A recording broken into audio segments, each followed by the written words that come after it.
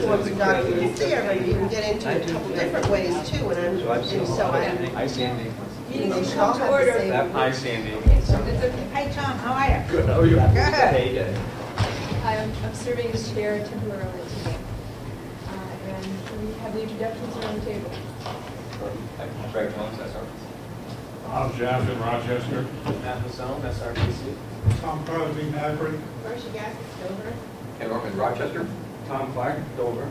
Dick Peck on Brookfield. O'Connor, Sunsworth. Ed Comeau representing Brookfield. Brad Nichols, Coast. Glenn Anderson, New Hampshire DOT. Sandy Keynes, Rochester. Ryan Tapscott, Sunsworth. Victoria Parmalee, Northwood. Marilyn Martin, SRPC. Dave Camara, Strafford Regional Plan. Cynthia Copeland, Strafford Regional Plan. Our first item is going to be the public hearing on the upcoming action item. Do we have a motion to open the public hearing? Second. All in favor? Aye. So, Dan is going to give us the intro on that. Thank you. Yes, I'll get into the amendment. Basically, DOT has initiated an amendment to their statewide transportation improvement program. That is, it's basically a statewide 4-year plan of projects in New Hampshire. And what they're asking us to do is do an amendment to our regional transportation improvement program. So what we have here are the projects that affect our region, this statewide program. Going down the list here, there was also a handout too. If you didn't get the handout that was on the table over there, it looks like this colored table.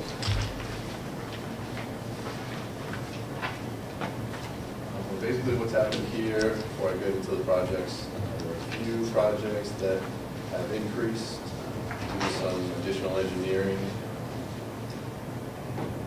Also, generally, there are projects that need to have money shifted around between fiscal years in order for the state to meet fiscal constraints. So as far as we know, all these projects are still on schedule for construction when they were supposed to be constructed.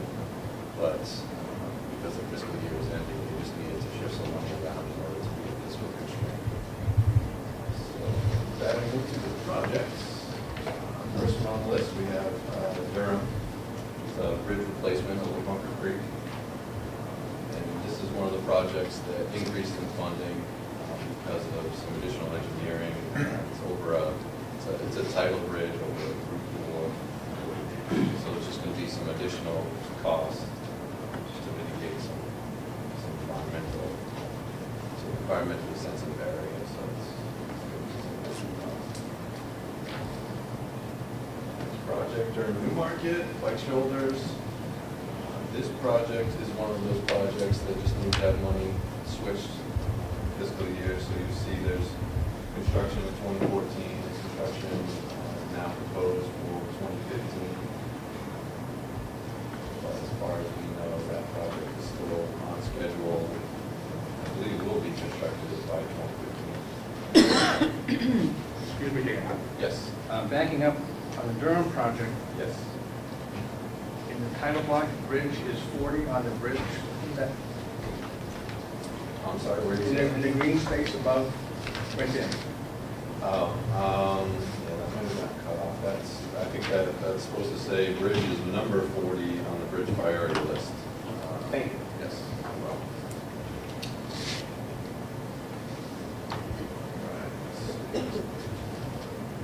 Well. Dan, just to follow up on that, this note or the comments off to the right says 2011 bridge priority number 35. So would that imply that there have been other bridges that have gotten worse and this has been bumped back then?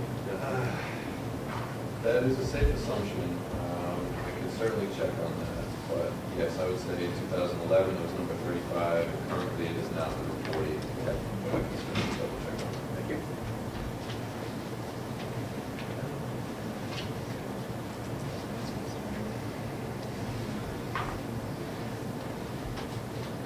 All right.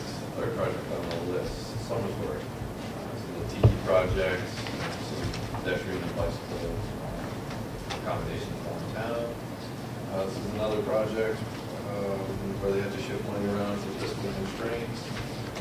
Just moving some construction dollars out to 2014, but again, this is still slated for construction in fiscal year 2013.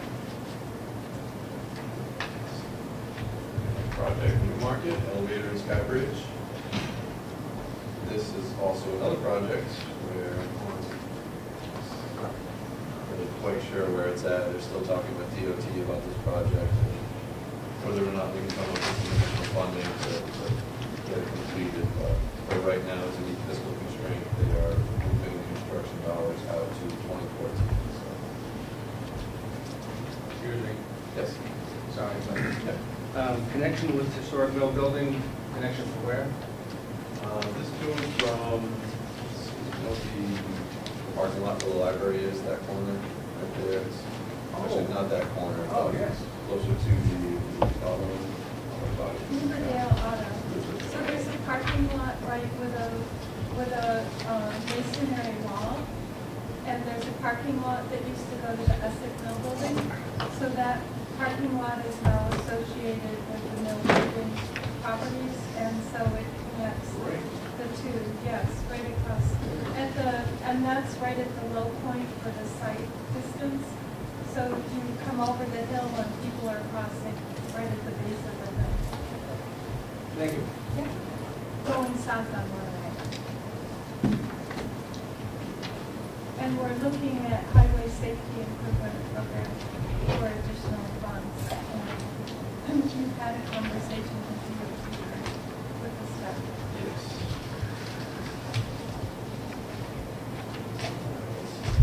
Next project, also another New Market project. To the bike strollers from New Market to Newfield, so not the Durham to New Market project, but New Market South to Newfield. This is another project in order to meet fiscal constraint, money was shifted around, so looks like there's some engineering money that was moved out to 2014 from 2013. Can I ask a question? Who's going to maintain these bike trails after they're constructed, and what type of security they're going to have?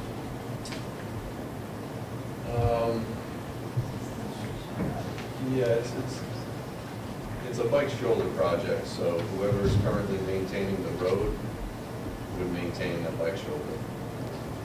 Talking as far as plowing, painting, road maintenance, those types of things.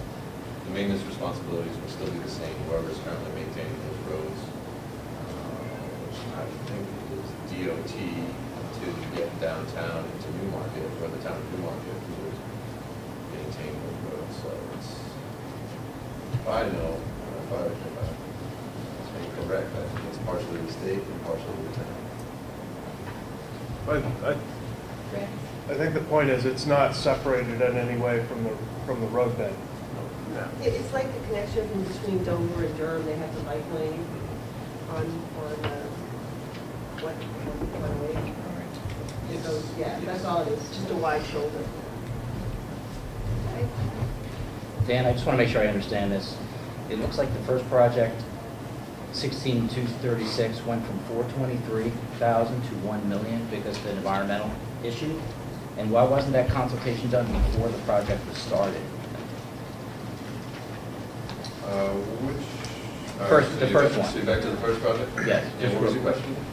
It went from 423,000 to 1 million because you discovered there was an environmental problem or a location? Yes, what they're doing now as part of the project is they're going to be upgrading the road and some culvert work, basically. That road washes out a lot and it sees a lot of flooding. It's right between two watersheds. There's a lot of wet area right there. So as part of the project, in order to save some money, they're trying to do more at once rather than doing the culvert now, bike shoulder later, trying to do all the work at once. So the project's not just the bike shoulder. It's doing some drainage and infrastructure work along with that. May I follow? May I follow? Wasn't the evaluation of the culvert done before the project began, so you knew you had to spend the 1 million and not the 420? No, this bike shoulder project has been around. I'm talking about the first. You've got some confusion. Oh.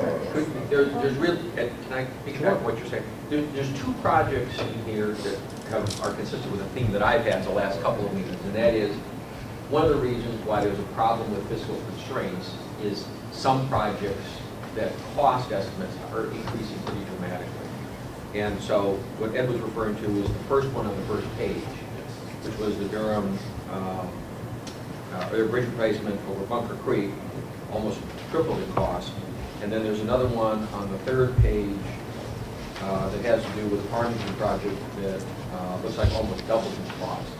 So if I'm hearing your question, it's the same as mine, and that is, what happened that something didn't get caught the first time around, or was a mistake made, or why? That's exactly Those right. exact details I want to follow with DOT, or maybe Glenn knows. Yeah. I don't know. Last time we met, Ken, brought this up and asked me to kind of look into it. And I kind of knew the answer, but we went back and talked to DOT. And what happens here is there's a happy ending to this, so this is good.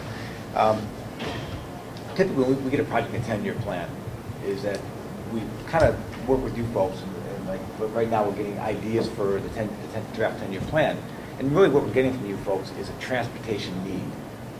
And then the way we do business, we take a transportation need and we develop a project and we take our best guess at what the cost is going to be. So it's really a need that turns into a project. And as it gets closer to actually being an active project, that's when we do our planning stage during our PE. So we kind of our preliminary design part of a project is really our planning. Then that rolls into a project with the PE right away in construction phases. Well, the issue we have now is that we take our best guess, but then we get out there and start studying it and seeing what's going on. Oh, we learned it's a drainage issue. Because before it was just a need, that we need to widen the bridge, we need to get pedestrians across it, we need to bring the bridge up to standards. All right, let's take our best guess. And we start studying it. Now we realize, well, we have a drainage issue. We have other issues. And suddenly, boom, the price doubles, it triples. And this has been ongoing, and we've known it, but it's just the kind of way that we've always worked with Federal Highway and how we do projects. We start out with the 3 phases, PE, right-of-way construction, and we take our best guess, and then as we start developing alternatives in our preliminary design, we come up with better cost estimates, we make changes. Federal Highway's been okay with this. But now with fiscal constraint going on and trying to be a little more proactive, we are in some serious discussions with DOT now of really adding a planning phase into our project development process where we do planning. And then once we have a planning stage, probably as far as we can go up to alternatives, almost the NEPA documentation. And then once we do that planning study, then we'll go into a PE right-of-way construction. And hopefully, when we get to that point, we'll have a lot better handle on what the true costs are. The study, preliminary engineering, preliminary engineering, PE, I said that, is the preliminary engineering stage, and that's really the design stage of the project. So what we'd like to do is really do a planning, scoping process before we even get to those stages. And that's when we work with Federal Highway and what the rules are and where the money comes from and how we do it. There's a lot of rules to it, things you can and can't do between a planning stage and a preliminary engineering stage. There's a line there you can't cross, and we're trying to figure where that line is. But DOT, our executive office is really supporting a planning stage now because of this reason. And we got the right people, the right skill sets, so we're going to maybe start trying to figure out how we can put the stage in our whole the project development cycle. So it's very encouraging to do this. Wouldn't it make sense to do a culvert study at the beginning of the project? For instance, this community right now is speaking about, do they have a culvert study ongoing this summer? Is that correct? We will be starting this summer. I see. So it just seems like we're going to be repeating ourselves again until DOT and P&E get their act together. I think so. It's really not getting our act together. It's just really is breaking out. Right now in our preliminary design group, we kind of do the planning and the preliminary design all in one stage, one phase. And what happens, our numbers aren't real accurate when we put them up in the first place. So we want to really try to get over that. I'd just like to add, we've been in discussion with DOT, and particularly Glenn, Dan and Mark have been working on the project portfolio, which is the planning aspect, this first step. So hopefully with all the data collection and analysis we're doing and adding those in and what we're collecting on the culverts and the access management, that's going to help DOT and will be available to them for this planning phase so we can coordinate that together. Right. So we are starting to build some of the planning data sets. And that's something that's probably come in the last 4 or 5 years. It's really getting a lot better initial planning set. We have our GIS layers and more are very active today. We have aerial imagery behind us. We're working with the university on their statewide mosaic parcel map. And then all the other type of assets like the culverts, crosswalks are now being put by the regional planning commissions. Trying to work on standardizing that, bringing all those layers together. We have a lot of good information. We can do some upfront studies, you know.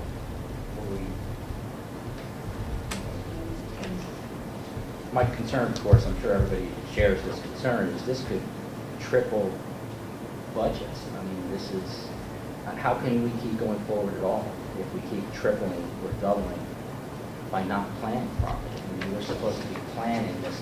With all the GIS information, we should know where the culverts are, their conditions. We should know what the locations are. And we should know environmental impacts from the sky. I mean, we have all this information. How would we not have enough information to know that there's going to be a almost doubling of projects?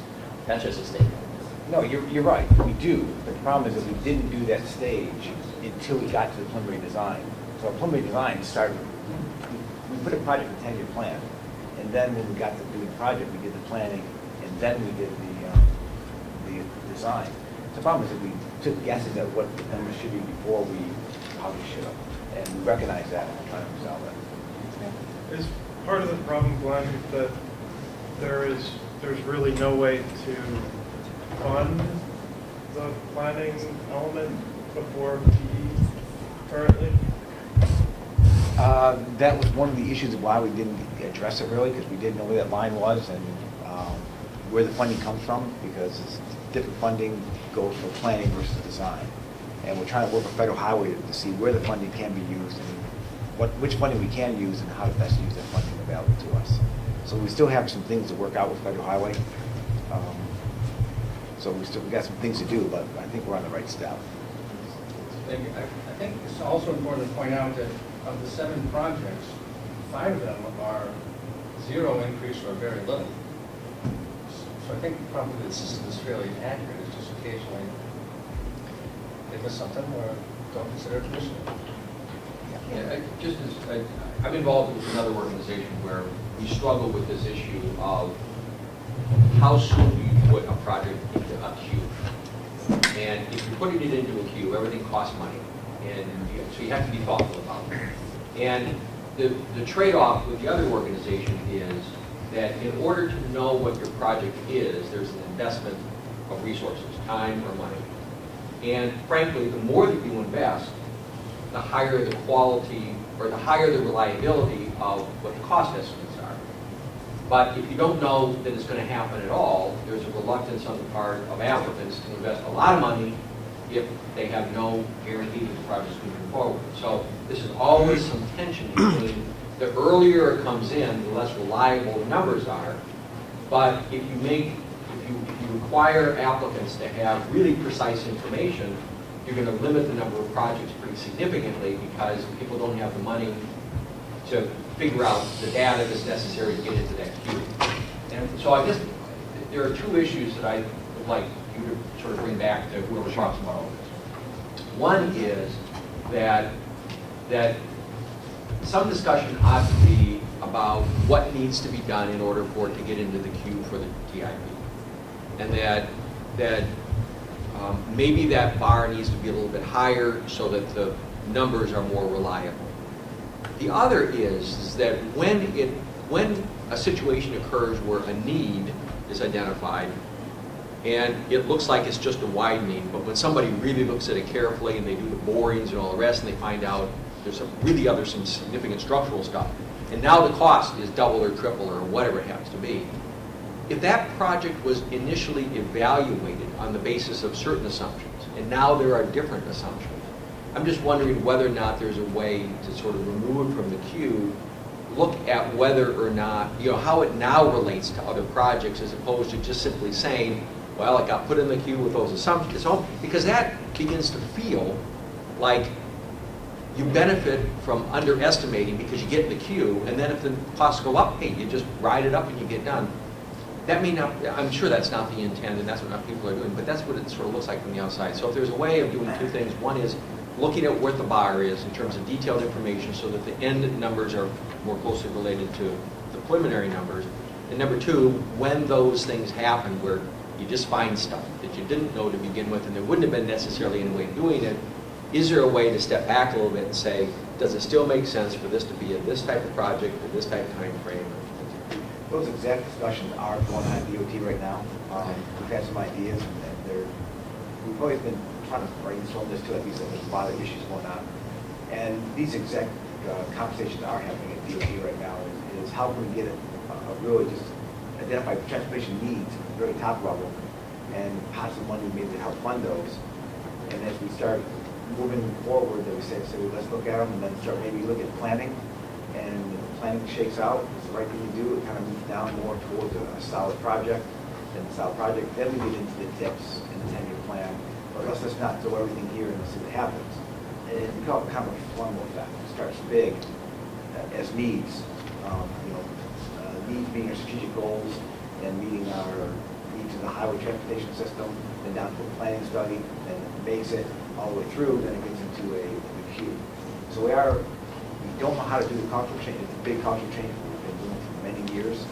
Looking at funding and how highways can respond to it, how our legislators can respond to it. So there's a lot of pieces we got to try to organize and structure and then try to present a plan moving forward. But what's very positive for me is that these conversations are happening, and it seems to be getting some traction. So I think this time is coming where we'll start seeing some real numbers. So these are great comments, and kind of echo what's going on inside DOT. We're just trying to figure out how to make this happen. Could I just say, I just would please ask DOT to remember that the Metropolitan Planning Organization can be very cost-effective partners with them, and that's our mandate, is to do bottoms-up and top-down, and this is our role and function, and we've been making a concerted effort to collect the data and analyze it and get the software and be a really good partner with you. So we're willing to work with you. Yeah, the MPOs and the RPCs definitely come up in conversation as more of a partner with us than it's and I'll tell you what's really fostering this is this last year we started going from decision lens, working with you folks a lot closer, and this has really put some confidence in the DOT and just better cooperation between the DOT and MPOs and RPCs. It's really encouraging, and it's kind of, I think, helped foster this move forward. This last round. Thank you. We're here ready to work with you. Excellent. Yeah. We know that. Appreciate it. Any other comments? I just have one last one. Now, the amendment, I see all these bike paths or bike shoulders were added. That's what triggered the amendment. Who added all of this funding? Or who added these projects to trigger the amendment? I actually can address that one. The Newmarket Bike Shoulder Project was actually originally proposed by District 6, and it was for to complete the bike shoulders in the Newmarket, Newfields area along Route 108, and that route is part of the statewide bike path. What do they call it? Bike map? Bike routes, yeah. Okay, right word. So that was done in the early 2000s, and then DOT asked the town of Newmarket and the town of Newfields to do the municipal administration of the project, and Newfields bowed out of the project, and Newmarket took the municipal administration functions, and that project is now out for a request for qualifications from engineers. So the project originated with the state district in order to ensure safety for the bike route along Route 101. Thank you. Yep. A lot of UNH students go back and forth between Newmarket and Durham on bikes. My concern would be is we don't have enough money to fix our bridges as they stand. and we're They're different using categories of money anyway. You can't Right. necessarily interchange. Can I ask Cynthia a question? We were talking about bikeways. Was the scenic byway program? No, this was funded through congestion mitigation and air quality.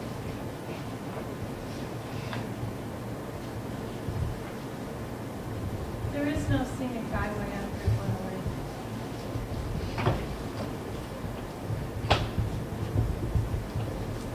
So, any other comments? Take a motion to close the public hearing.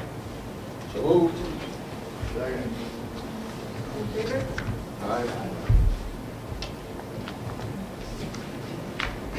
So, Marilyn, you going to update us on something? Yeah, I just wanted to introduce our summer data collection intern at the zone. What do you tell you about? I'm currently a senior at the University of New Hampshire. I am majoring in environmental conservation studies. And like Marilyn said, I'm the intern for data collection, so I'm helping Srpc do over inventories. Mainly there's two projects, over inventories and traffic counts. So and then I'm helping with other different projects whenever I have a chance, like access management, access points, like 125. So. Welcome. Thank you. Can you restate your name again? Matthew Mazzone. Thank you. So we're going to go on to the minutes of May 17th. Take a motion to approve the minutes.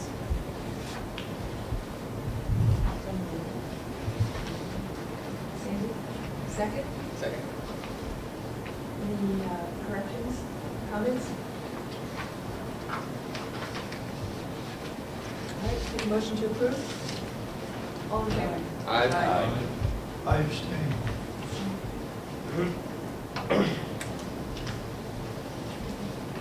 Are there any opposed? Okay. So we're going to act on the tip amendments.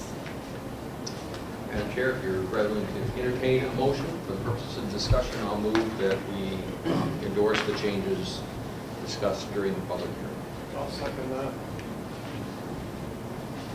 Any discussion?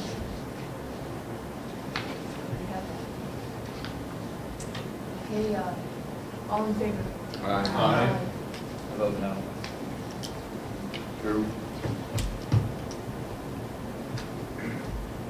The people that voted no, can we hear your rationale of why you voted no? I can do that if you'd like. If you'd like. Like I said during my questions, to use money to put bike shoulders in and to not accurately project a doubling of costs in so many areas like this is unacceptable. That's why I would vote no. Thank you.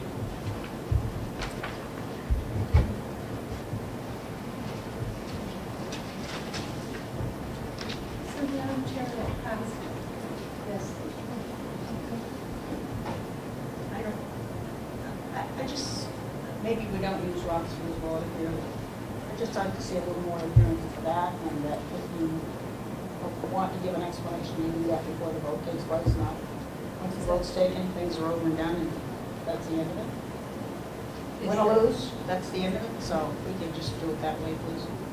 Are we strictly following Robert's rules? I'm not sure. I don't know of a reason we shouldn't, unless there's some good reason. Okay, so that was inappropriately done? Yeah. Well, I just wanted to clarify.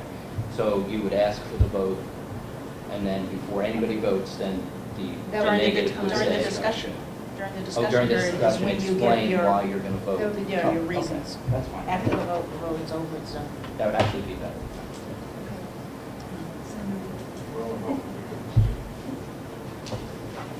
Our next item, hopefully a fascinating discussion. Glenn's going to update us. Hopefully, Glenn, no pressure. No pressure. Now it has to be exciting too. No, you're right. Oh, I gotta be right-handed. I was thinking. All right. Let me just start. If you can't hear me, let me know. If I start talking too fast, let me know. Last time I was here, we talked a little about urban smoothing, how it affects the functional classification, how there's an NHS system and there's a legislative class system. And I was throwing terms out here, and I could just see eyes saying, wow, this sounds great, but I have no idea what these guys talking about. So what that has to do is basically talk about road classifications. And the reason I like to talk about this is because this is what our group does. We're responsible for these road classifications. Basically, DOT, which really affects the whole state. So why do we classify roads? And I tried to get this from an RPC perspective.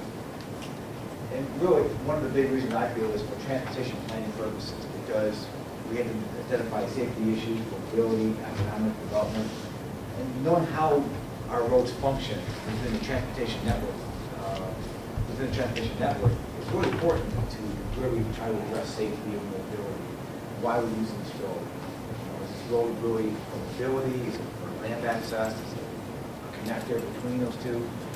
So we really have to understand how we plan. We really need to know how it works. And again, to prioritize transportation needs and improvements based on how we use the road, how it's classified, really should help set us priorities.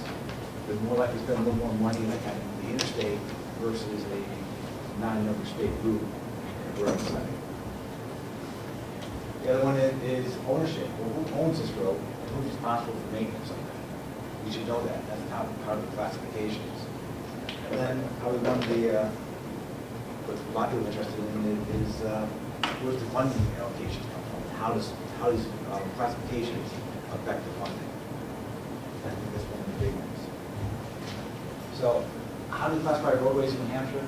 There's 4 primary ways we do it. 3 of them are basically federal regulated, and 1 of them is state regulated. And those 2 are really separate classifications. Something to keep in mind. It's easy to confuse. So basically how we characterize roads by mobility versus land use. That's a functional classification process. Trying to characterize the network significance of a roadway. That's what the NHS, the purpose of classifying a road by NHS. And rural and urban area boundaries, urbanization. That's federal, but again, it tells us about the roadway. And then we have the state, which is a legislative class, which really kind of ownership or authority of the roadway and the maintenance responsibilities. And those are the 4 things that we track on the DOT. We have this for basically the state network as well as the local network. So I'm going to do is kind of go through each one of these a little bit, kind of explain what the classification is about. So, and this is the part that the regional planning commissions are helping us on. That's what this came up is every 10 years we go through and we reclassify our roadways functional class system. We kind of have a mandate to go through and reassess the whole state. It's kind of a pass on justification. We just basically redo it. We look at a highway, we come to agreement, and it's basically set in stone for 10 years. We can't change it, but it's under kind of documentation. So the higher function class, we have 3 functional classification is 3. There's arterials, collectors, and local roads. Arterials really is the road's primary is mobility. You get from point A to point B. A good example of that is interstates and turnpikes. It's really about mobility. And again, on the local roads, that's really getting to an access to a destination. How do I get to an actual destination somewhere? How do we get the full spec up? Get from the highway to Portsmouth and around Portsmouth. That's kind of a local type of access to land. The collector is the balance between those two. You're kind of getting cars from point A to point B, but you're also collecting cars from local roads down to a roadway to get to the roads arterials. So it's kind of a balance between stuff. Think about, leaving your driveway, you're going down your local street, come on to maybe a small US route, and then you get to the interstate. So a local collector that collects all the cars from the locals, takes you to the arterials. As I say, once every 10 years, the criteria really is kind of subjective on how that road is being used and how it serves the transportation system. And that's why we're coming to the regional planning commissions to help us determine that those classifications. Can I just ask a question? Sure. So it's really, when you start that classification review, it's, how's that road being used now? How's it- Basically, it's not what you want 10 years from now. No, it's how it's being used today. Okay. Right. And that's why we update every 10 years, because based on population changes. Right. Yeah, it's how it's being used today, not in the future, or now how it was, how it is today. And Glenn, once that decision has been made, let's say over 10 years, we'll determine that a road has moved from one category to another. Is there a way to say what are the implications of that decision? What changes? Does anything change? Yes, things do change. I'll get into that a little bit, how this affects. The big thing is, for planning purposes, prioritizing projects, but it also can affect funding. Okay, I got a chart that kind of hopefully brings us all together. Okay, good. Thank you. There is. Sorry, I should have waited. It was my whole thing. I know it's hard to see, but that's why I have these maps on the walls. You can see snaps like this. I got a large one here. You can look afterwards. Basically, this is how function class is broken down. And I'm sorry, this is really tough to see. Yeah, this is. Or that just me. All right. Basically, what you see here, there's a top and bottom. There's we break the function class broken up between rural and urban. And they're very similar in characteristics, maybe a little different, but it really those six areas basically breaks down arterials, collectors, and local. We have principal arterials, we have minor arterials, other arterials. So broken down in different classifications, and it's pretty finite what that means. Again, it's very subjective what those mean. We have some guidance. There's no magic formula that says you're in a principal arterial or secondary. It's really a feel for how that road is being used. It's really tough to look at a map and tell you what it is without having really institutional knowledge of how that road serves you on that road. But you can definitely see, like, the red is the arterials, and they kind of jump out at you a little bit. You can see it's the turnpikes, interstates, fords, so. National highway system, that's the other classification. Really, that's how that road serves the transportation system. These are roads that basically are nationally significant highways across the nation. Federal highway really wants to know what these are. The NHS system is actually approved by Washington. So let me back up. Function class gets approved by federal highway at the local state level.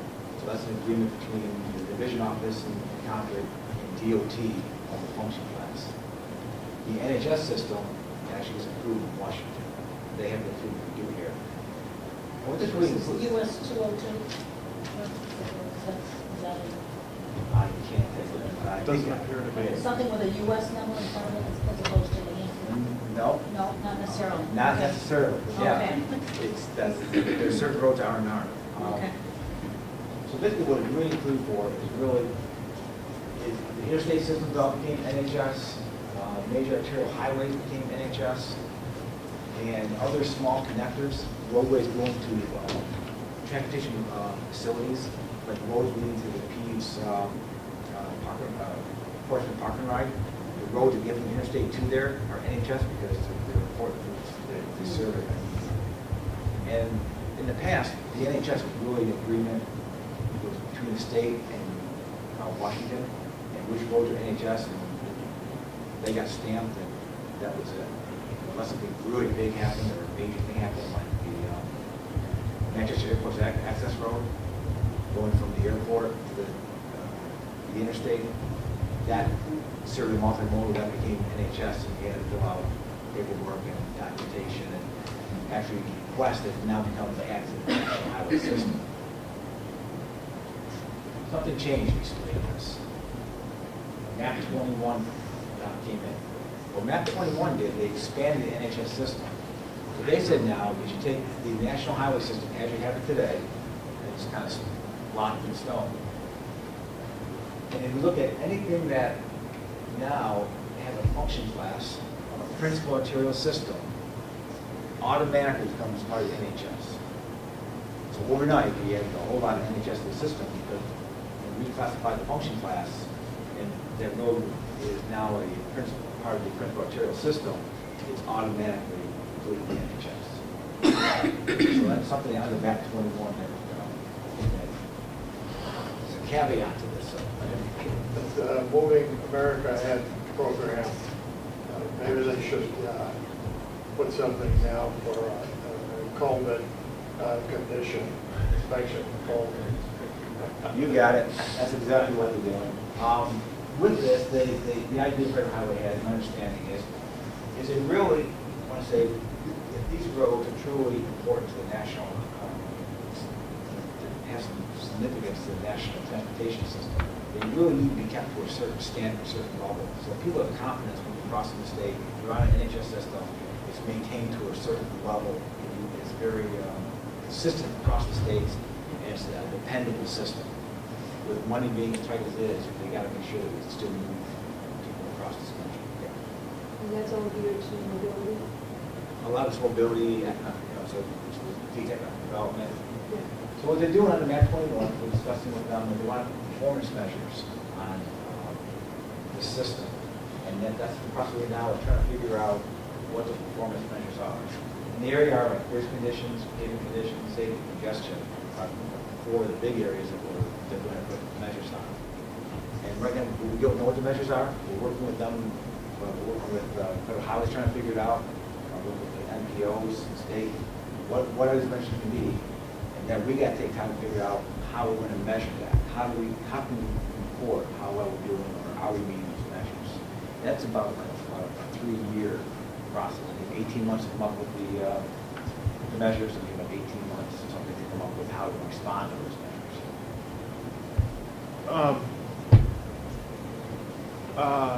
So if, for example, 125, which looks like it got captured in that, became part of the NHS, does that mean it becomes US 125? Nope. No.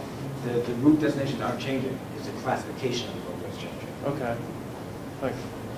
Glenn, do you see this as sort of, is this, originally the whole interstate system was sort of a national defense issue, at least as I understand it. And it sounds to me like that has sort of evolved into sort of an acknowledgement of the importance of the transportation infrastructure overall, not just for national defense, but movement of goods and products and people and all that kind of stuff.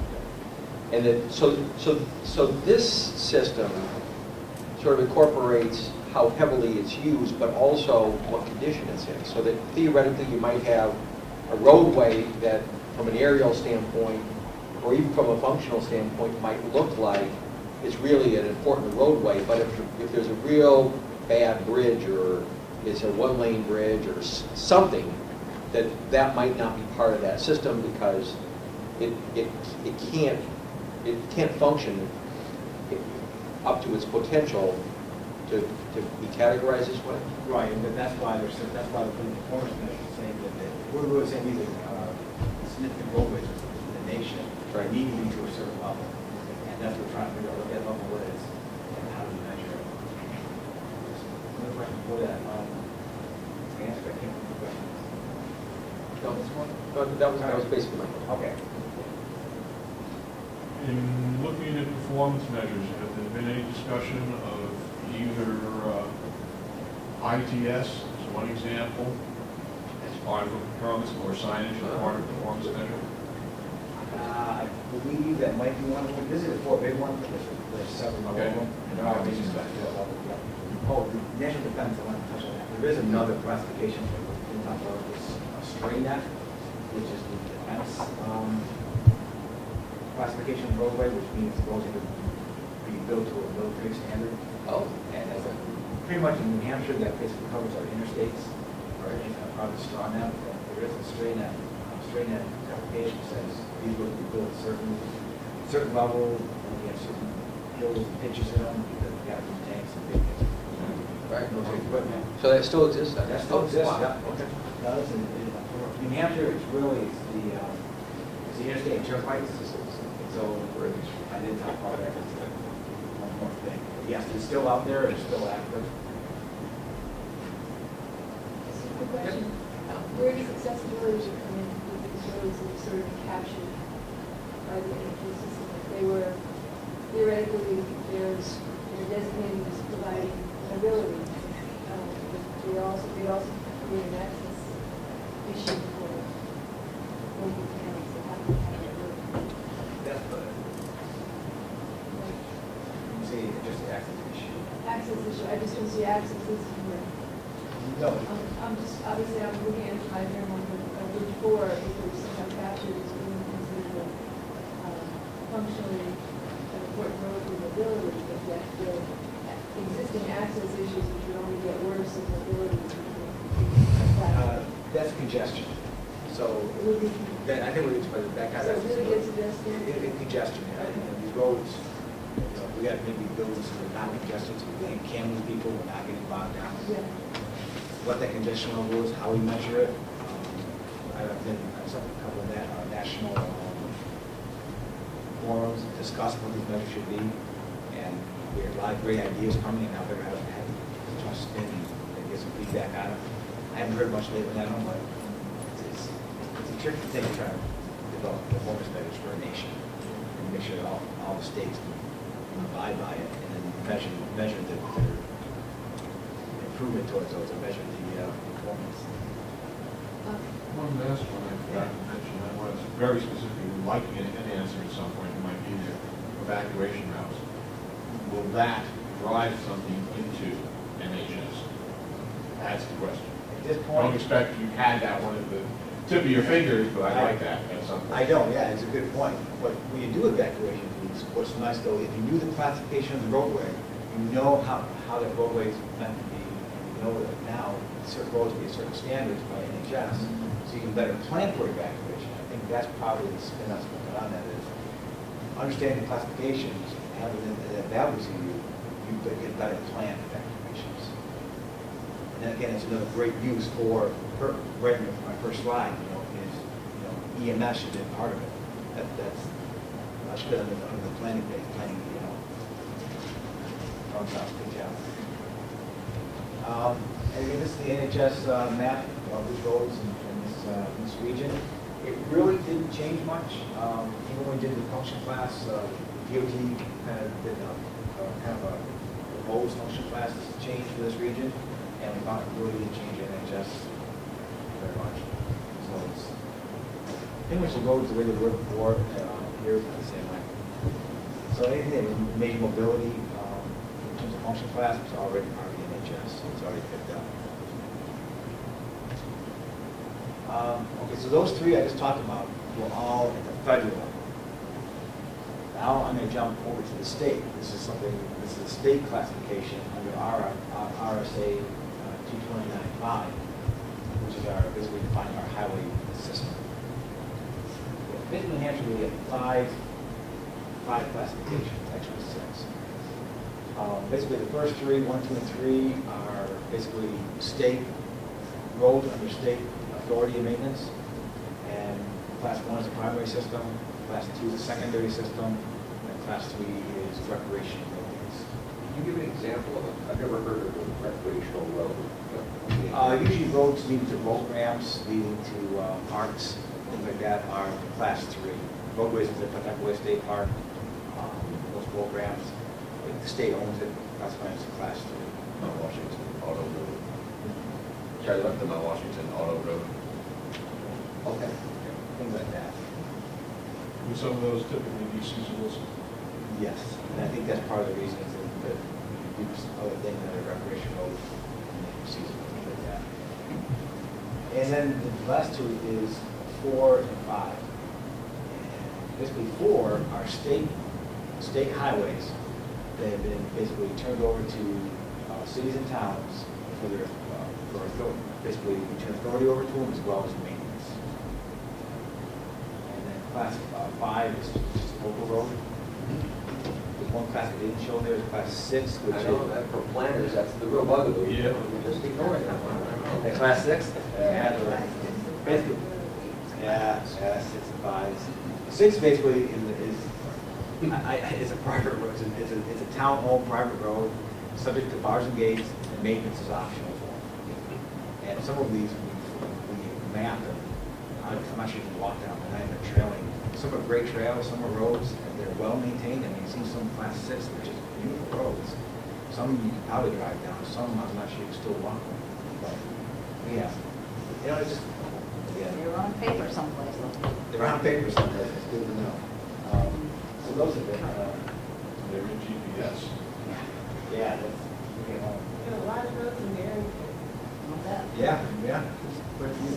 And these don't call class 6 road private roads, they're two totally different roads. Yes, I agree. Don't mix the words up. The town owned road. I just want to go a little more into the legislative class 4. I think that was one of the issues we were talking about. Again, it's a state route that's been basically the authority and maintenance been turned over to the towns. They control everything. They control the access, the speed limits, and that was in the comments. That's all really onto the city's responsibility now. Some things in class 1 and 2 highways cannot be reclassified as a compact road, class 4. Because the interstates, the authority to take a road from the state system to the local is basically the commissioner of Department of Transportation can make that, have the authority to change, make that classification change. And within this area, your town has to be actually qualified to be eligible to be a compact town, which is eligible to have class 4 roads. And there's 27 towns total in the state that are eligible. And within this region, Dover, Durham, Rochester, and Somerville are the only 4 towns that can have class 4 roads. Is that based on density or census information? At one time it was, I believe probably 20, 30 years ago when they had the urbanized areas and it got so big that they said, okay, we want the ability to turn these towns over, and they wrote that in an RSA, and it's never changed since then. These towns also had military installations on their roads also. There might be some, yeah, they do, yeah. Sure. One interesting town that in this region comes up every now and then is Farmington. Farmington is before my time, but at one time it was considered a compact town. The town has other compact sections to it. And somewhere it was taken back off. Well, we didn't take all the roads back because the town wanted ownership of the road still. That's why 153, when Lou was here, why aren't you guys paving it? Because it's not our road. That's why. It's basically, that was one of the roads that was basically compact, town maintained. When it came off the compact list, the town requested they maintain authority over their road, right, for parades and other uses. And we said, okay. And basically, that's where the 153 in Farmington, the maintenance responsibility authority still belongs to the town, not to DOT. Just some trivia, I guess. But every few years, we really get paid that comes up. It's an issue. Otherwise, it's not really a big issue. Is there any question on that? Maybe you're going to get into this, I'm not sure, Glenn, but at what point would more cities and towns be eligible to be determined by the commissioner that they can become a town with a community, with a compact?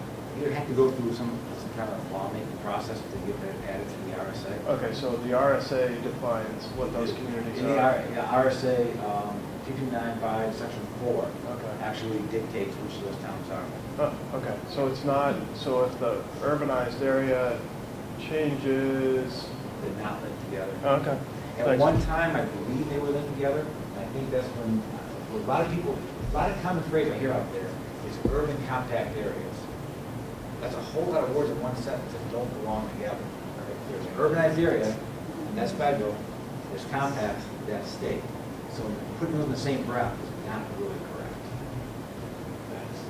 Don't the signs say urban compact though? Yep. Doesn't have the word area. It doesn't have the word area. Okay. It's That an is a urban, problem. it's an urban, well, yes, they say urban compact, it's really, it's a compact section. Okay. And typically those at one time were in urbanized areas. But the link between a roadway being designated a compact section, class 4 road, is not directly tied to the urban areas. But it overlap, and coincide, but they're not linked. Brad, from the little research I've done, essentially that concept died in late 60s, early 70s. That's, the terminology is still Right. time used, but conceptually it's. Yeah, I've been trying to explain it for, Well, I wasn't clear, you helped tremendously like this. yeah, it's probably 70s, I just have to do it in the 80s, for the last 20 years, I mean, it died 20 before I got there, so it's hard to get rid of that. And those signs don't help my cause very much. All right, next one is, and basically, once the legislative class, we do the map up there. I can ask Dan and Posey if you want to see what your town roads are designated as. Yeah, probably wouldn't be so small. The next one is we have some classifications is that roads are in an urban area versus a rural area. How do we get those roads? Well, okay, I apologize if this is confusing. It is to me. The urbanized area is set by the U.S. Census. Every 10 years, they take the population data, they run this algorithm they drive. They run it through, and that becomes law. Once, because in several meetings, we talked about what the condition, how the algorithm should be built. They got that out. Once they run it, that's it. It's going to live for 10 years. And it's updated every 10 years. Then federal highway comes in and says, that's a great job, but there might be areas that got missed. There might be urbanization centers or areas that don't have population, like an airport, big industrial areas that have buildings and urbanized use, but there's no population, so they kind of get left out. So federal highway says, it gives a chance to go through and kind of expand this urbanized area to become what they call an adjusted urbanized area. And that's only recognized by federal highway. The Census Bureau doesn't recognize it, no other agency recognizes it. It's just really for the purpose of federal highway. A little history behind that is, at one time, urbanized area and rural area funding was tied very tight to these two different categories. So expanding your area, or urbanized area, really meant to get additional resources added to you to do some transportation work. That really is over the last 10 years really faded out. The funding now, especially in Act 21, is really not tied to this urban rural area. So the importance of this adjustment is minimal now. Things that we're looking into is things like tiger grants. Is that everybody's area affected? Tiger grant type of thing. Planning purposes is maybe better used for planning purposes to say, look, we got to consider these areas part of our planning because it's really a rural type of use.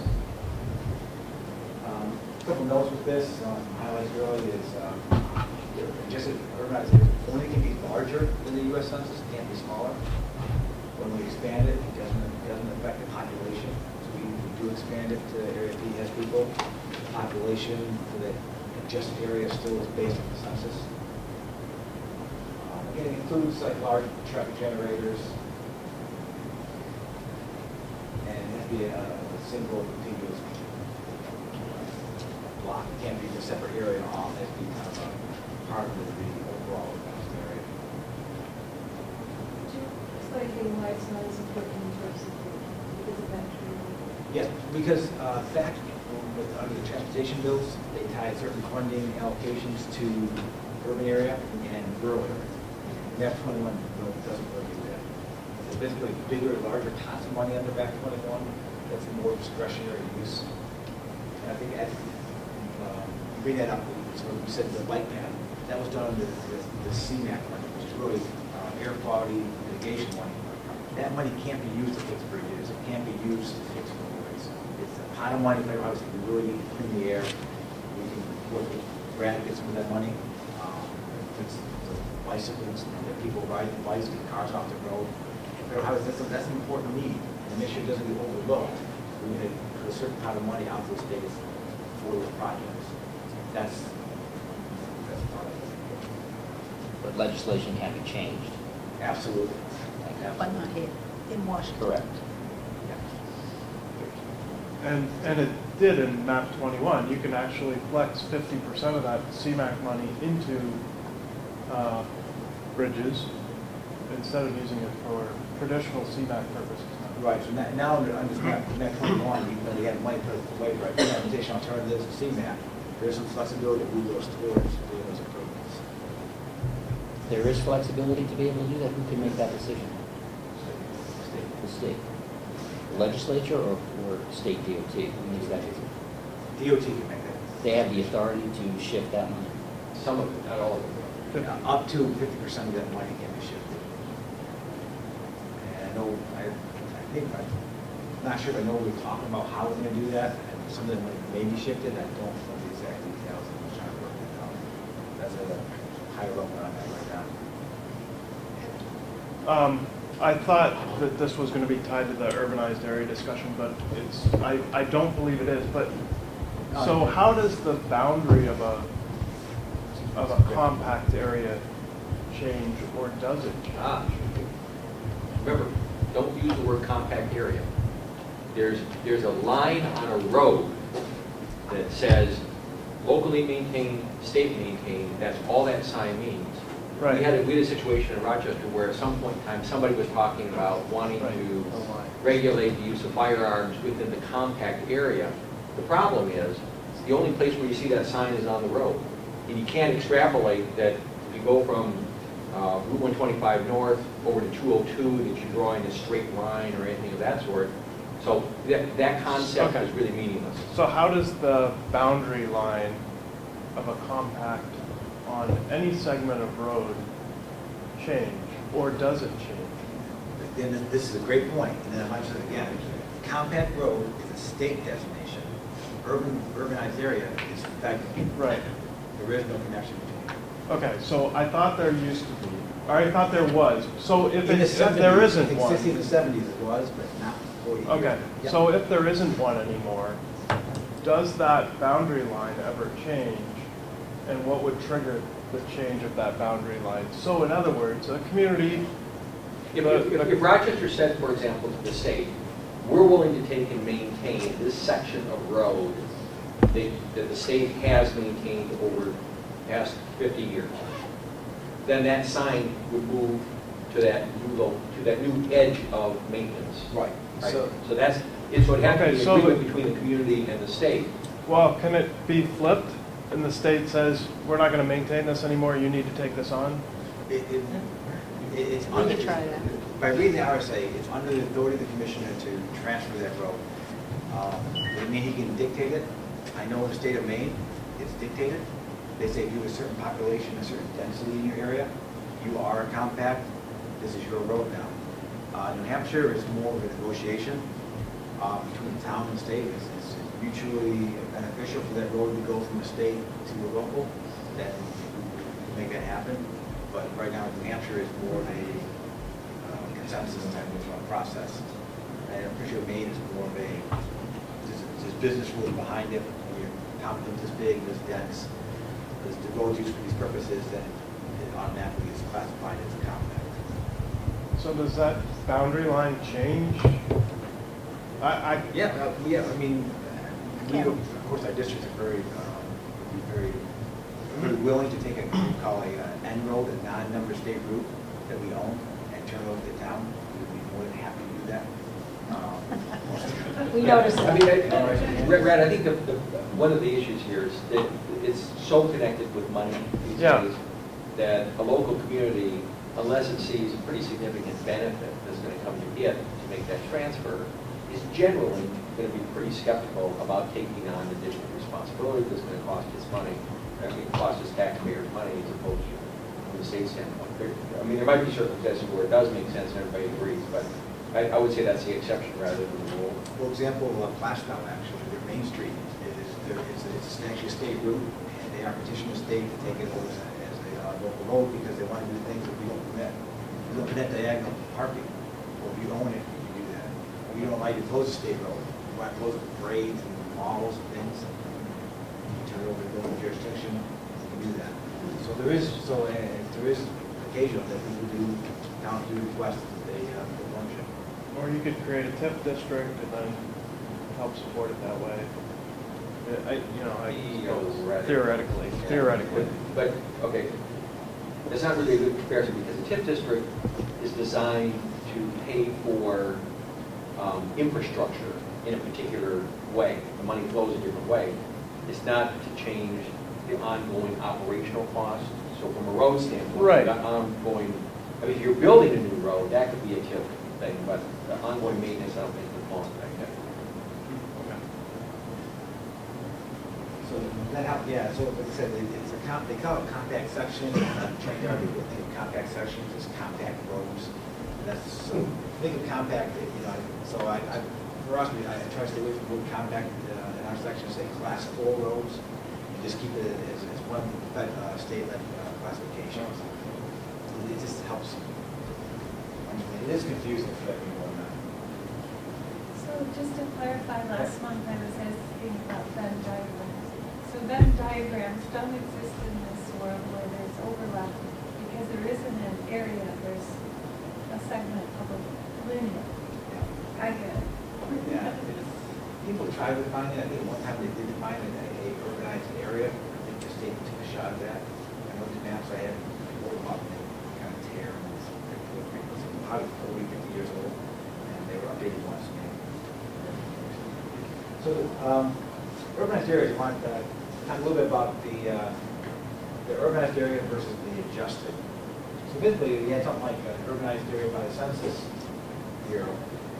You had a big industrial park here and some major roads. What highway officers do for their purposes is come in and take this area and expand it to include this industrial park. And again, it just allows you to get a better idea of where your urbanized areas are within the region, for planning purposes. We used to have it as a higher voltage at one time when there's funding associated with that area, so we had money allocated for urbanized areas. That now the industrial park would be eligible for that kind of money. That is really kind of gone away. One. Sorry, and you can cut me off anytime you want, Victoria. But I have all sorts of questions that ramble around upstairs here. When the Census Bureau used their new rules for determining urbanized areas this round, what was DOT's reaction to the end result? Did you feel at DOT that that was actually a better way of capturing urbanized areas in the state, or I guess what was your reaction as DOT? I guess the reaction was they basically told us what the rules were going to be. We had a chance to review those rules. These are the rules that we say if you meet these qualifications or thresholds based on the census plots and census tracts, and that's what it all comes down to. Is that these meet these and basically they're contiguous, then it gets absorbed into the. Overall, I thought the rules seemed fair and a pretty good way of doing it. But when they ran it, how it came out the way it came out. You know what I mean? So it's, I thought the rules, the algorithm rules putting into it were fair, and I thought they were pretty well thought out. And once you see it on paper, it's a completely different story. But no, overall, from DOT purposes, again, not a lot of funding tied to it, so we really don't have a lot of skin in the game of how it is, but more for planning purposes. And functional classification, probably for us, it's functional classification, how we pay for it. Yeah, okay. So why schools, I kind of know that it's history before, it's more tied to funding. It could impact the Tiger Grant, we think, but no change, it doesn't change block grading, it doesn't change population. Maybe design considerations, not too much. There might be other ones we really don't know. We worked with Federal Highway extensively to tell us why we were doing this, and we're seeing that now. We're all kind of agreeing that it's something we can just do because more for planning purposes or what's in the past. And basically, it's Suffolk County, we should bring it up more, but you see these maps that, I hope you can see it. There's a gray boundary, which is what is proposed by the urban boundaries now. The blue hatch is what was back in 2000, so you can see we expanded a little bit. And smoothing, with some really yellow down here, a pocket right here, another pocket up here. It just made sense that they were part of the urbanized area, and so we just kind of smoothed it out, which was very kind of included. That was DOT's best guess at it. And that's what we're asking the planning commission to take a look at this and try to find what's missing, things that should include but didn't.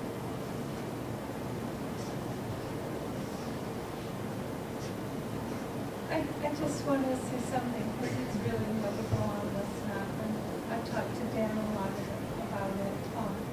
So the white area between Durham and Newmarket is reflective of the factor that was put in place this cycle, right?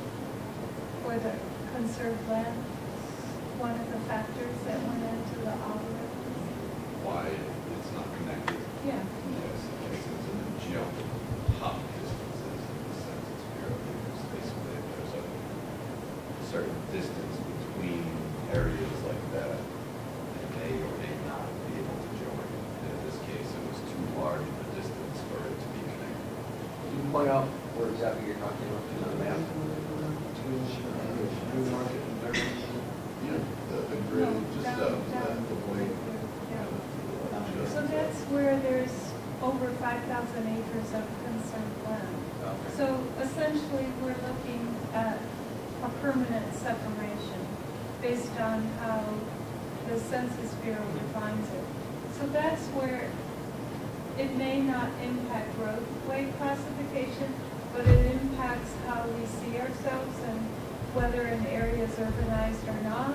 So I drive that road every day. It's rural, but I don't think of it as rural as much as if I went up to Brookfield and drove the road, or Middleton, or Wakefield and Strafford. I think more as that's a rural road. This is just a conserved land between two urbanized areas. Right, but to the extent that funding is available under, or at least it used to be under rural categories, urban categories, for systems, transportation systems in particular, that traverse that could make, I mean, there could be implications. Yes, there is, and that's whereas you see, there isn't that right by, there's conserved lands in Stratham and Newfields, but they're not right along Route 108. So you see, that connection was made of Newmarket down to the Route 33 108 corridor. So that's where our actions here at other levels start to impact what this looks like.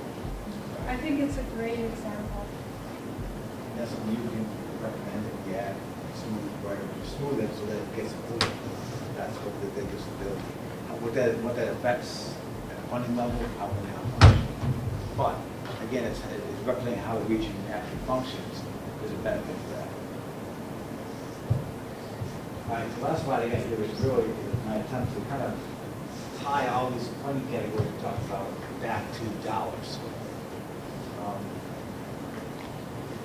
The top chart, I took from my colleagues that this is on the federal side. Basically, the description here is really the functional classifications, and basically we're showing you what the actual code is. Is it rural or urban? The principal arterial interstate, we're breaking that in rural and urban. And some of the funding categories we looked at is based on function class, federal disaster funds. So if you're part of the federal aid system, basically, you're an arterial collector, minor collector, you're not eligible for FEMA funds. If you're a local road or minor collector, then it's disaster funds, you are eligible for FEMA funds. If you are a principal arterial collector, major collector, then you're basically considered a federal aid road. So basically, all roads are federal aid except local roads and minor collectors. Those two roadways are not eligible for federal aid money. This is where functional classification starts playing a big role. And again, if you are a principal arterial, then you must be part of the NHS funds. So if you're class 1, 11, 12, 2, 14, you automatically are now part of our NHS system. But also with that, you're now going to be held to certain performance measures, design criteria. And basically, are you part of the criteria? The answer is yes. Otherwise, you're not. The bottom one is basically the state legislative classification that I talked about. Your primary system, secondary, recreational, your compact section, roadway, or local. If you're part of the primary state system 1, 2, or 3, you're not eligible for block grant aid. If you're a class 4 or 5, you do receive block grant aid. Class 6 is not received block. So something I find surprising, but maybe you can explain this. FEMA disaster funds are possibly, you as a minor collector or local, those are the only ones that you could possibly get FEMA disaster funds for? Yes, otherwise you're eligible for federal money. Okay, thank you. That's fine. So basically saying if you're not eligible for federal, you both not a federal aid supported road, then FEMA will come in and help support it. Thank you. That's the purpose behind it. There is one small caveat. We're always Yeah, you got it. Here we go. Read the fine print. This is crazy. There's secondary highways out there that are classified as unimproved. How can that be? Yeah, that's great. What happens was back in 1945, the state went through and said, okay, these are going to be state primary roads, secondary roads. And the agreement was that we would bring all these local roads, we would pay the towns money to bring the roads up to a certain standard. And when you did that, they would then be turned over to the state maintenance authority. Some towns did not opt to bring those roads up. But they were still class 2, but they never were brought up to a standard using federal money and turned over to the state. And there's maybe 5 or 6 miles out there that still exist today. They're calling it that. They do pay them block grant aid, but it's a state numbered route. But it's still under local authority. None in this county, I'm assuming. None that I know in this county. Well, there is a place, is Madison in this county? The smallest, No. Madison's Carroll, this region, Carroll. Small road that short section, there's a bridge in town. And the town in Mont fix it, only has interest, the farmer that has the land has no interest in cars going by his house, so they don't fix the bridge.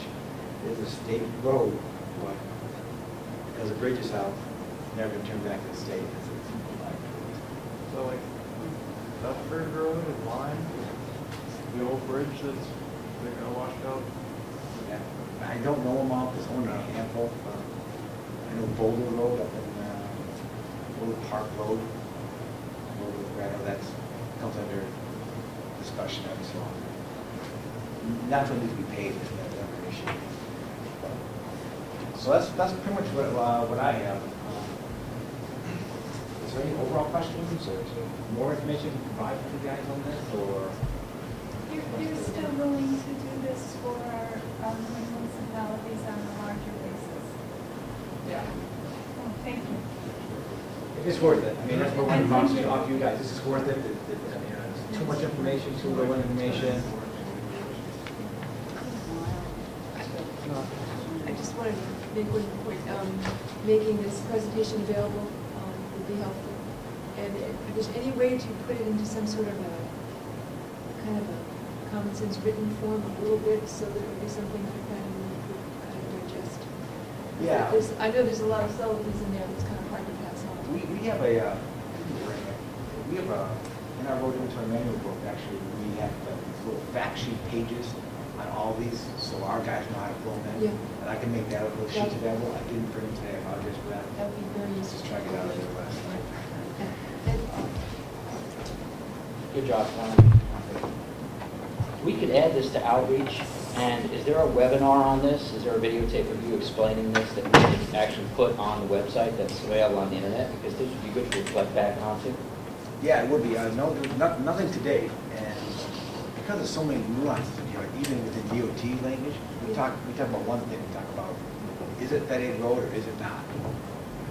And our view of maintaining it, but there's not a lot of discussion on it. When are you going to do this next? What do you want me to? Because it's easy to videotape it, just so Yeah. you can just get it on the Well, phone. If you want to, make it a suggestion. I mean, if, for example, you do this as a presentation for the Rochester Planning Board, there's no reason why that section of, I mean, those are all televised and they're recorded, and if that could be excerpted and made available so that people could pick it up, I'm pretty sure the quality and whatnot. But if you're going to do that kind of presentation, I mean, we're talking about towns as well as cities, the compact ones. You'd have to make sure that your presentation was such that it was going to be useful for everybody, not just the city. Right? Yeah, right, exactly. I thought we had talked about having a general presentation for the education. Because as all of us have evidence, we all have fallacies about this in our minds. Does DOT have the ability to go to meeting or online webinars or anything like that? We do have, we have a board meeting. Okay. That might be a good option. Maybe one option, I was trying to think, I like the idea of videotaping it so we can just play it without me going anywhere. Yeah. Or having that maybe or invite the towns to one meeting, to do an overall presentation. Because a lot of these interactive questions, and sometimes it could get some interaction, but a lot of information being thrown out there, and it's not new to a lot of people, but it's not really well understood in the connection between them. Victoria brought up a good point. I was thinking, would it be possible to perhaps work with one of the community colleges and script it a little more tightly, including some of the questions that have been gathered, not immediately, but after one or two presentations, and then have something that would have much greater value, I think. I think this is a perfect project for community college after you develop it a little bit more. And then captured at that point, a little more scripted. Yeah, no, I agree with that. And if this is useful to this planning commission, then really, we got to look at all the planning commissions. And probably good to do is maybe try to vet this out with the other MPOs and RPCs and find out what other questions are being asked, concerns. And this is a great, we have good-sized cities here. We have rural all in one area, but getting down to the other keys, the West Country needs or questions may change. So I might be regional planning commissions, if they're interested, is present this and get some feedback. Maybe try to put something together a little more scripted, and then talk about what's the best way to get this out there to everybody. I was just going to say, we don't have to overthink this. We don't have to go to the college and add more money to this. It's videotaping your presentation, getting the information out there to people. I could do this in Dolby surround sound, HD, everything. It can do it in a day. It doesn't have to be a big project. Just get it out there. You could put the link to the video on our website or just out there and use social networking. We have Twitter feed. Yeah. The RPC has a Twitter feed. You could put that out on the Twitter feed. On your cell phone, you could click that Twitter feed and watch the presentation on your tablet, etc. You don't have to overthink this. It's great to have a presentation, but I also think it's important to have something written that's well thought out and makes common sense to give to a planning board member or a highway commission member, just so it's clear. Are you saying Glenn's?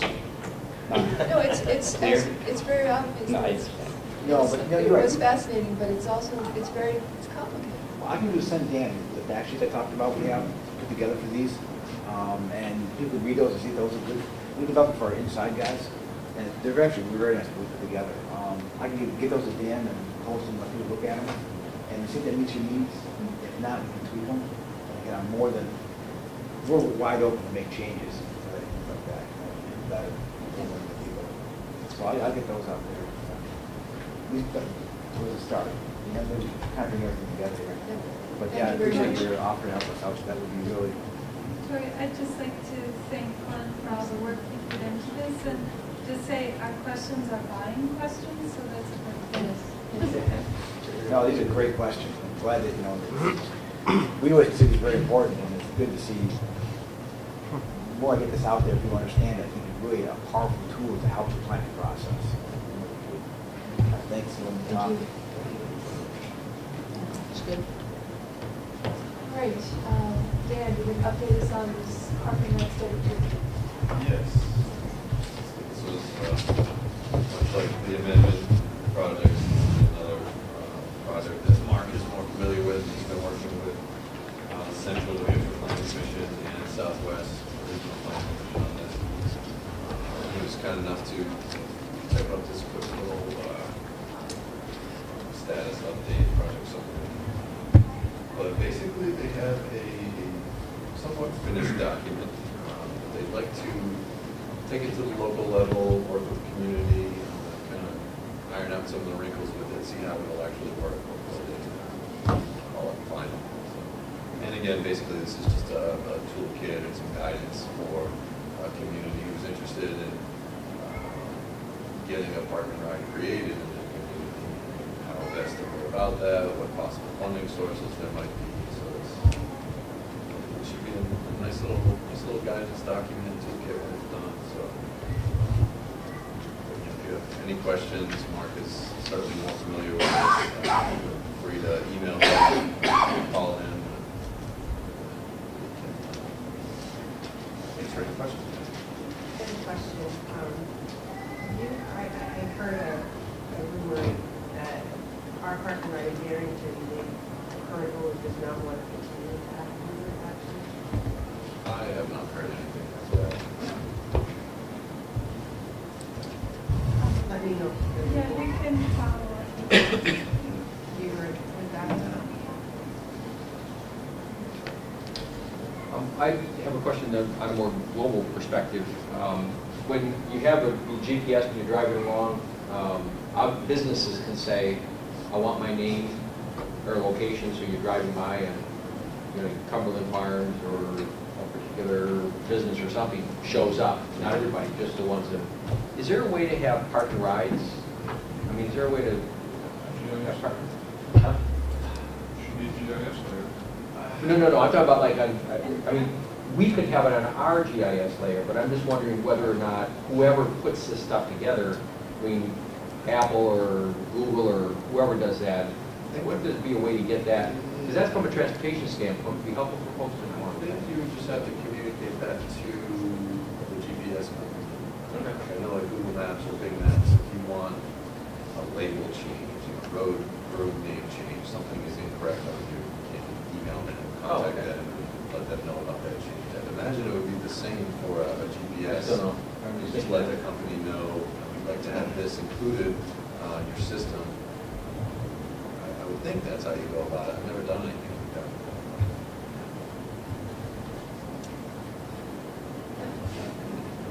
I think that was a great discussion.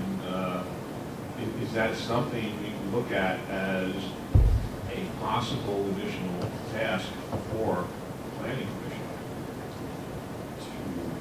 to both define how that sort of information has to be done and to take responsibility for the public works projects, not the private sector, making sure those changes happen. Again, my current GPS gives me posted speed limits, and I notice some towns are out of date and others aren't. posted signs. Nobody's at fault. But is it reasonable to suggest that might be part of what a regional planning commission did? Completely new idea. I mean, just listening to Ken and you, it came to me. Something you might want to look at. Should we be the clearinghouse for Strafford County for all public works such issues? Don't know, not suggesting, just something else for people to think about. Bus routes. Right, Tim? Could be. That's a good question. Critical part of today's societal Yep. function. Tom? I'm sorry. But Dan, I have some information from the E911 liaison, because we have streets, and the only way to get them on Google or anything else is to contact these map making agencies. So I can send those to you, links. Okay. That Sure. it shouldn't be too tough. Sure, yeah, that'd be great. I just want to clarify too, I was wearing my Barrington hat when I said that about the park and ride, not the Dover park and ride. It's a Barrington park and ride that I heard. We know. Okay. You're okay. Is everybody Dan? Yes, unless anybody had any questions. But again, yeah, feel free to contact Mark about this, and I'm sure we'll be talking about it at future meetings as well. Project updates. Great. I just have a few quick data collection updates, but before I get into that, I just wanted to let everybody know that the building on culvert discussion there a few minutes ago. Most towns have an all-hazard mitigation plan, and when we get geomorphic compatibility rankings back from the geological survey for the cross locations, if one comes back as incompatible with the road, it can be added as an addendum or actually updated into the all-hazard mitigation plan, which makes you eligible for that crossing too. So it's just another way that culverts can be replaced in addition to the prioritization at the local level. Just wanted to make sure everybody was aware of that. So That information, is that in the study you gave me? Because that's, we're currently trying to get funding for one of our culverts. if I have, if that culvert came back as incompatible with the roadway, it could be added to the all-hazard mitigation plan, and then you could seek the funds for it. Yeah. So in addition to that, we were able to get our building permit report completed, collected our last town's data on Monday. So I'm hoping to have that up for the weekend on the website. If it's not up by the weekend, it should be up early next week. So all towns are done. There's a little description. It'll tell you where new construction happening in town. Basically just give you an update of what's going on as far as new construction activity. We are almost done with Strafford for our traffic counts, almost done with Rochester for our traffic counts, and we are entering into, I think, Durham for our culverts. Will be the first time we do this summer, so we're well underway. So that's my update. Any questions? And Dan, you got an update? Yes, there's also another handout on the table over there, a memo to New Hampshire DOT. Just wanted to provide this to TAC as well, to do a bit of the policy right now. It's just a memo that talks about some of the new data collection efforts where we're trying to pursue some of the models and software we're trying to use to help basically to feed that data into. So data we're collecting, how we're trying to analyze it, and how we're trying to share that data. So it's, and then like we were talking about before too, how it should help the planning process at the state level as well. Just thought we'd provide that to you. Want to keep DOT in the loop of what we're trying to do. And thought it was a good little summary for policy and tech as well. Is this in the website? It's not on the website, but it certainly means something to people. So if you provide technical assistance, we get charged for that? Are you a dues paying member? Yes. Oh, well. No. I'm talking about the other regional planning commissions. No, it's not a policy decision. And again, we in this update our members of the I-95 Corridor Coalition. And Glenn knows me, if I get something that I'd like to see happen, I just repeat it till it happens. So we would really like the state of New Hampshire to become a full paying partner so that the data on the I-95 Coalition will be available for DOT and the MPOs, and it includes all of our primary corridors that are of interest to all of us for commuting and mobility. So I don't want to commit to it, but I think we are. I think the TMC is part of that coalition now. I think they have joined it. yeah, you've joined the coalition, but someone has to pay for the access to the data on an annual basis, and it's beyond our means. So we're looking to you to take it so that we can share it amongst the MPOs and the DOT. And there may be other agencies that can use it.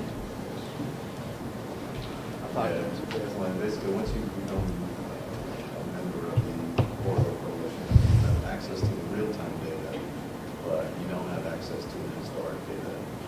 Oh, that's okay. I know I heard data, and I didn't know what the. Okay. So that you have access to that real-time live traffic data, but in order to get that historic data, you have to pay for it. Gotcha. Okay, that's what it was. Thanks. If I can, I'll pull from.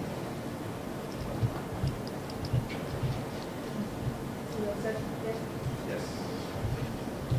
Any other business anyone would like to discuss? I have one more thing I could. Oh, just Brad, just. Oh, sorry. Sorry, big job. Yeah. I haven't talked enough yet. Give me your quota. Just wanted to give you some updates on some ridership on Coast. A route that we expanded significantly last year, Route 2, which connects Rochester, Somersworth, Dover, Newington, and Portsmouth. Continuing to regularly beat previous year's records by more than 25%. Unheard of in public transit. You expect 2, 3, 5% at best. Really doing well. Route 1, which connects Dover, Somersworth, and Berwick, and feeds into that Route 2 route, greater than 10% on a monthly basis, and overall for the year. We have a new route that we implemented in January, Route 103, which is a Clipper connection route that I think I've mentioned in the past. Connects Rochester with the shipyard. We have so that's one run in the morning. We do a second run in the morning that connects Rochester with Pease. I'll talk about the shipyard part that's doing exceptionally well. The Pease part is still developing. We're full every morning going to the shipyard. And I know that because I get complaints when the AC doesn't work right, especially on nights like Monday night when it was really muggy, hot, and moist. So, the guys were pleased that Tuesday it was better, but we are full, so that's great news. We are in the process of hiring a TMA manager for the Seacoast Commuter Options TMA, which will the purpose of that program is to promote shared ride and alternative commute options within the region, and certainly they'll be targeting promotion of services that are already in place, like Coast has on the trade port in Portsmouth, and connecting between the northern parts of the region and to those employment centers. So hopefully that we'll have that person on board by mid-July. We will be coming out with some public announcements later this month regarding some service changes that we will have to be making as a result of funding constraints. Those changes will be taking place in the city of Dover relative to the Dover Fast Trans project. We haven't come out yet because we're waiting on final word. And as well as fare increases on some of our routes that we've previously classified as local routes, so they're in a single community. Those will be going, are proposed to go from a 50-cent fare up to our standard cash fare of $1.50. So you'll see more about that in the next week or so.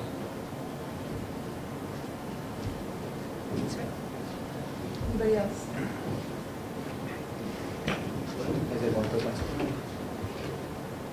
Oh, Okay. sorry.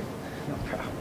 I'm not sure if I talked about it before, but the DOT released we call it New Hampshire Project Viewer, which is an online interactive viewer of all the state projects. And what that does for people is it allows we show them all the projects in our planning phases, design phases, construction phases, as well as completed projects. It gives you kind of a quick and easy way of searching for these projects and then providing information about that from anywhere from where it sits in the 10-year plan, what's going to be advertised, to all the contact information about the project. If it's in construction, it tells you the bid dates, construction dates, and so forth. And if it's a completed project, if we have available, we have the actually the whole entire design plans available to people. So if consultants or people doing studies want to know where the right-of-way is or access of a project, they actually go to the project on the map, click it, and you can actually get the full set of construction plans. The idea behind this really is to try to communicate, be more transparent where our projects are, what's coming up, what we have planned, what we're currently working on, what's out there, plus provide the historical information to people that want it. And that is off the DOT website now under our Project Center. And if you want, for other RPCs that are requesting kind of a walkthrough, kind of a little spot, I don't mind doing that. If you guys are interested in something like that, kind of walk you through how it works and what kind of days available. And definitely appreciate the feedback on it. So if you got time on the agenda, I'd love to show it to you next time.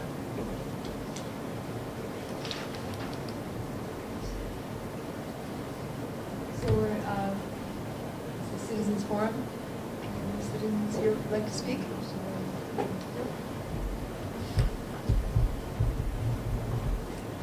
Any further business of any sort? Then I'll call for a motion to adjourn. Looking for a motion to adjourn. Hi, yeah. So moved.